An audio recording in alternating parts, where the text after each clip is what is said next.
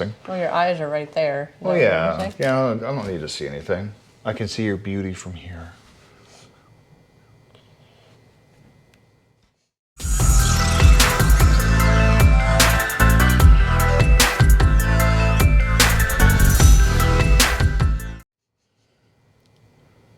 Hi, welcome to 151 Garage. I'm Shawn. I'm Jill. I'm Shawn. So today we're gonna install. Okay, today we're not even gonna stop it. We're not even gonna stop it. We goof around too much in the beginning of this thing to actually keep it straight face at the beginning. So we are gonna install the KC light bar. So what this is the PRO6 LED light bar. I can see it because it's right there. I know it because I put the lights itself on there and they're PRO6. We're gonna do it now.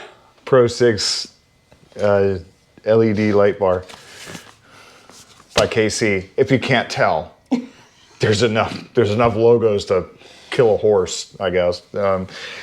So what this is it's a set of 8 lights. It is 50 inches wide. They do have shorter ones. They do have longer ones.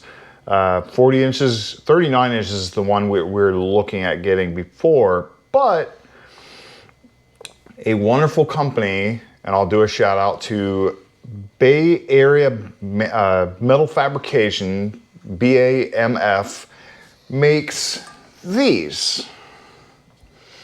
These enable you to put a 50-inch KC light bar on your Bronco. Obviously, it comes all the way out, bolts in here, and this is specifically made for this light bar. So, Bay Area Metal Fabrication, you're awesome. I absolutely am glad I found these because, you know, that extra 11 inches will probably piss off the neighbors just a little bit more when I flick them on in the middle of the night. So nobody sleeps in our neighborhood with the sun shining. But some of the things with this is you can curve these a little bit. So as we can hold it up, it does have a slight curve to it right there, as you can see. And the way we do that is, put this out of the way, is right here, and I'll get a closer shot up, shot, whatever, when we get out there, and I'll show you exactly what we do when we adjust it. We do have the bolts right here. You loosen the big bolt right there, and you take out the small bolt, and that way you can kind of pivot it out or pivot it back in, whether you want it to be perfectly straight or have a curve like your windshield is. Another feature I really like about this is you have a plug on either side. So say for instance, go ahead and set it down. You want to go ahead and take that off. In fact, we're going to do this right now because we're actually going to run the wires down this side of the vehicle. Maybe we're going to do it. I know. So it has a little clip like this, pull out. Oh. And it is watertight too, so. Yeah, you and then you can just put it on this side.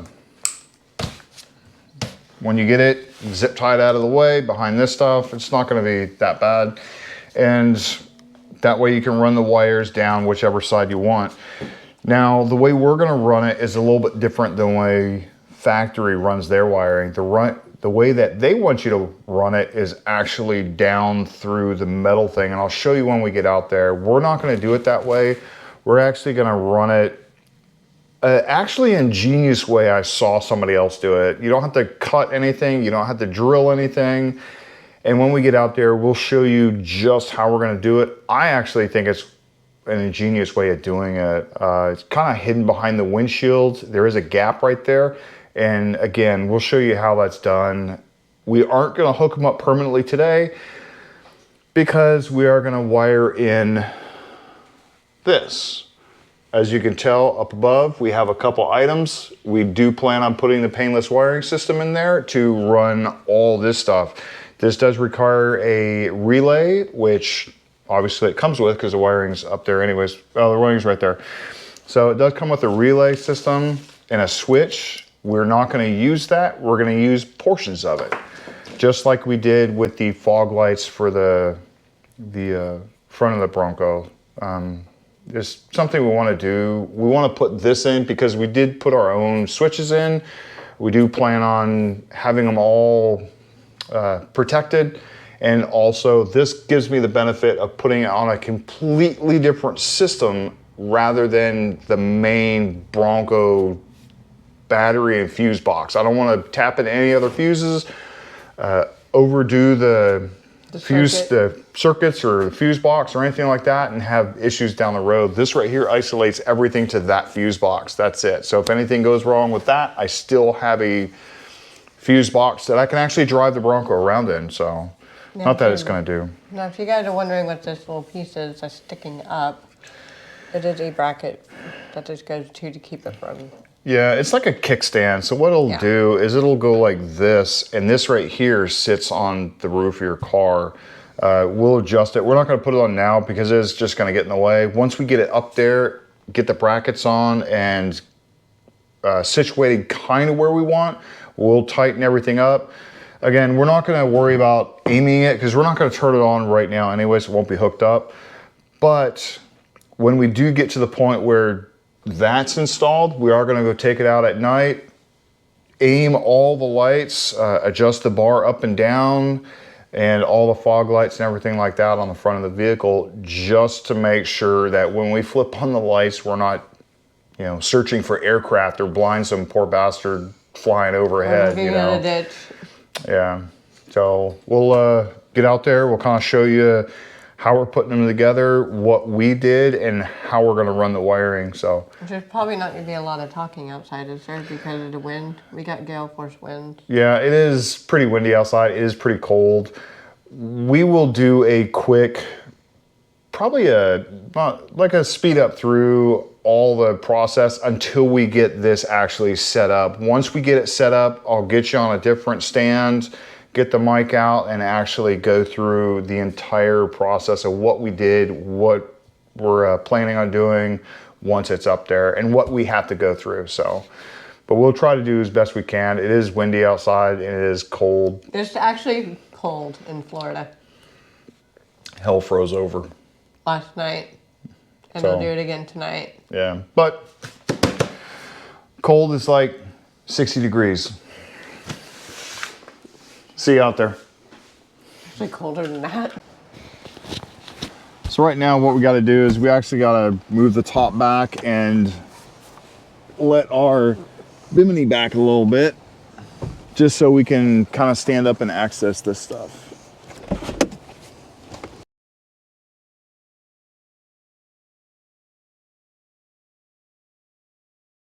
Now, if you guys don't know, there's little plastic pieces here. There's tons of videos out there. Let me go ahead and show you real quick.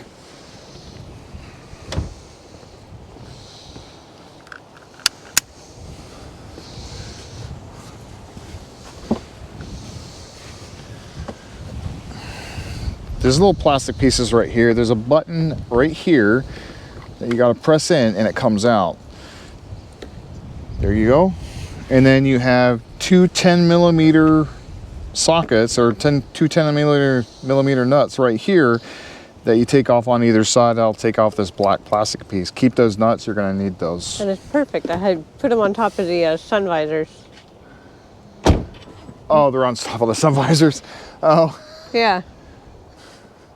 I don't know if you can see. But oh, yeah, I see them. I don't know if they can.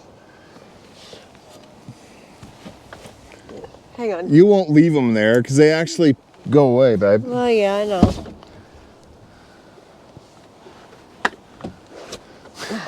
You know they don't go back on, right? Yes, I know that. So yeah, I'm just putting those right there on the sun visors just to get them out of the way. These will not go back on. Neither will that. Because the brackets will be taking their spot. Yeah, the brackets take their spot. There's only one camera or one thing I've actually seen that actually utilizes these brackets, the covers again. They are a small light, but it goes so far in, it only covers from there to there. But since this is so wide, it needs a rib to actually kind of reinforce it, so. All right, you want me to put them back on? Yeah. Okay. Yeah.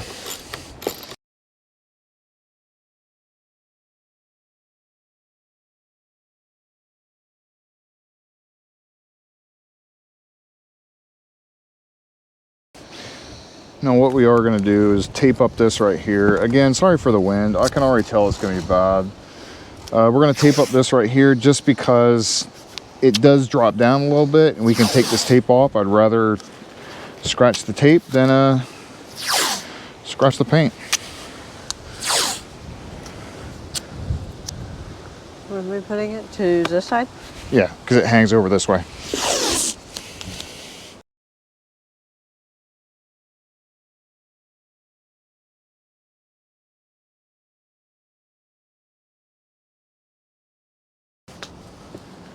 Don't tighten it down, just leave them just hand tight or just a little bit on there.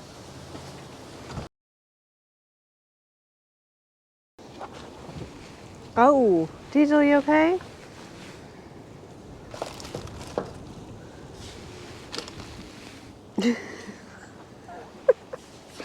Your world just got small. You okay?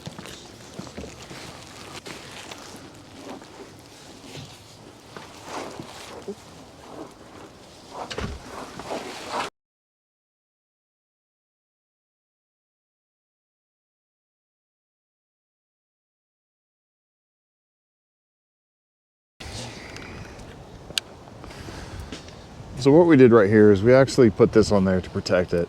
These aren't tight, and the reason I did that is because it gives a little bit of play to be able to fit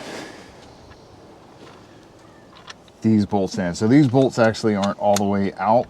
They go in just a little bit, and that'll give us, should give us enough play to put them in there, tighten them up, and then tighten up the hardware underneath this. I did verify that all the lights are facing up, not by just this, but by the KC in the middle of the light itself. You hush. So we'll go ahead and show you how we put them up there. I verified it from the back. All the KCs were right side up. Oh. Yeah, I could have done that too, huh? A man way of doing it, a woman way of doing it.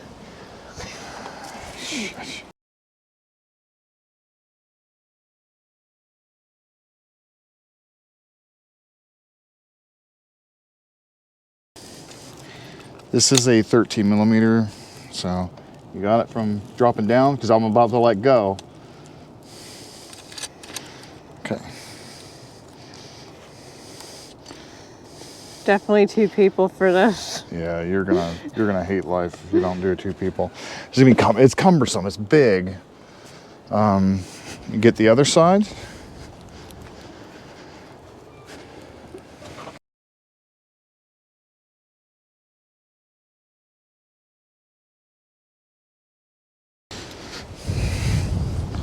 So I'm going to do 2 things. She's going to hold it. I'm going to tighten these down to get them where they need to be.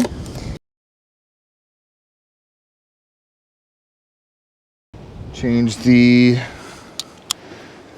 socket and tighten these down. Now this is going to have to go up a little bit further.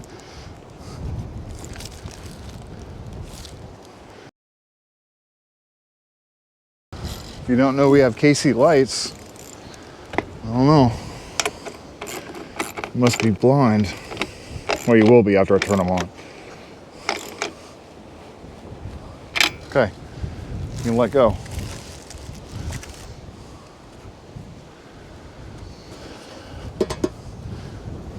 So, again, what this one's for, I'll have Jill hold the camera.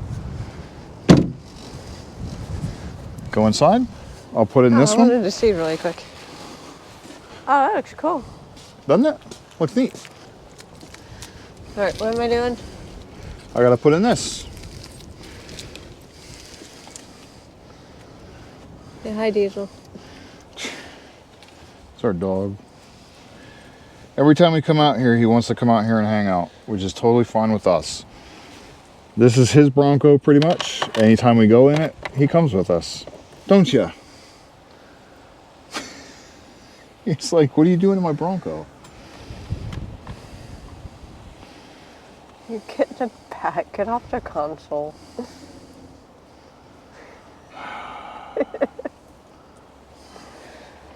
He's like, the top's usually never down like this anymore. Come on, back up. Back up. You can stand on it now. Go ahead. Come on, stand on it.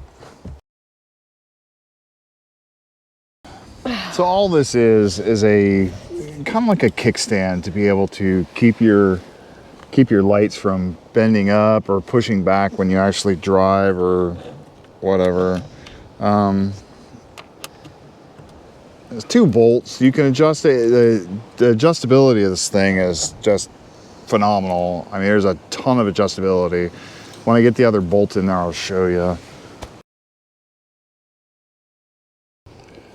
So as I can tell, you can do this. You can adjust it to wherever you want. Obviously, you want it flat against the roof, and then tighten it up. There we go. I don't have a wrench in the back. I'll tighten it up as much as I can without it, and then go get a ratchet, or a wrench for the back side of it, of course. So what you're gonna do is you're gonna adjust this to where it sits flat, and then get the right way.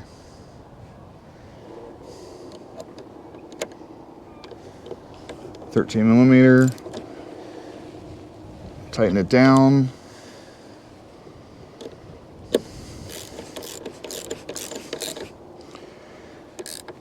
And this is basically just another support in case, you know, it goes awry.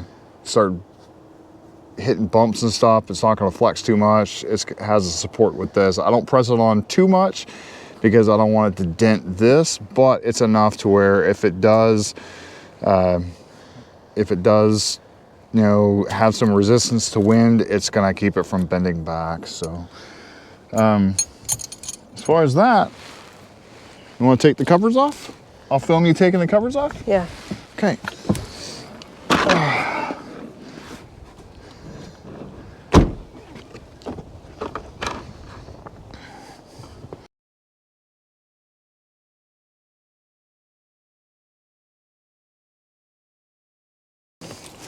So what we'll do is, like we've done before, is verify that the lights work before we go any further. Also, we do want to take off the green tape since we don't need it anymore.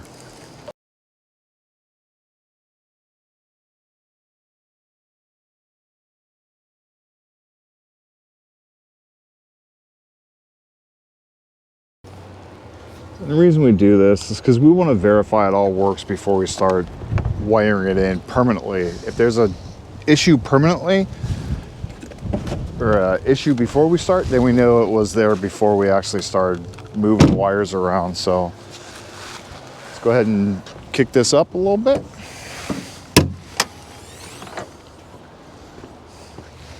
You have a rat's nest of wires. It really is a rat's nest, doesn't it? I have to switch somewhere.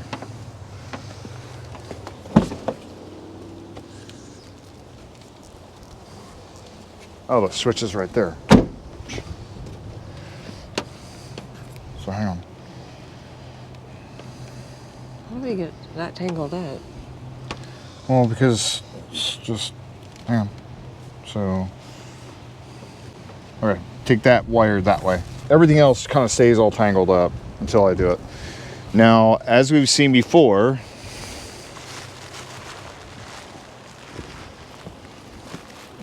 black is the copper wire, that's the earth or ground. Green is the load, and white is the power. So, hopefully this works. If not, we have to switch the wires around. Well, what's up? Nothing. I'll just get the green stuff off of there later. Yeah. So let's verify it works before we drop the hood. You can drop the hood on my hands. I would not do such a thing. Don't believe the thumbnail. You having a problem? I can't see the other side. Watch out. Oh, right there. I knew there was somewhere, so what we're gonna do, actually, hold on to that real quick. I'm gonna verify double check with the wiring. Let me go get the wiring diagram.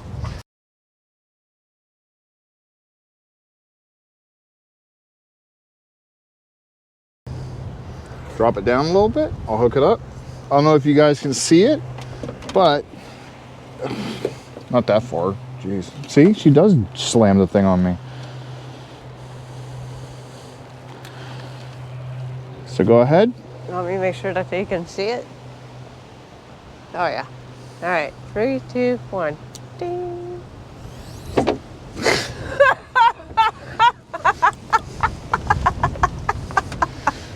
Okay, I will try that again. I will put my head on it as I drop it down. So, damn it, keeps wanting to come up. Okay, drop it down a little bit. She has fun doing this part. Okay, let me get back to the camera. Okay. Ta-da! Jesus. They're all on. So there you go. So we are going to cut this up and use it a different way. Go ahead and turn it off. Okay. Unpin my hands. Thank you.